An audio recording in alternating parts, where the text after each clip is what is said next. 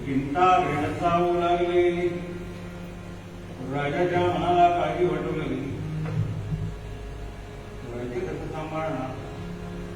राजाला भे घडताना मकरंद प्रधानावर राज्य सोपून आता म्हणाला मी तीर्थयात्रेला जाणार रामेश्वरच्या. राणीला कलावतीला सांगितलं, मन्ना केली ना की आपण रामेश्वरच्या यात्रेला जायचंय. जेवढी साधन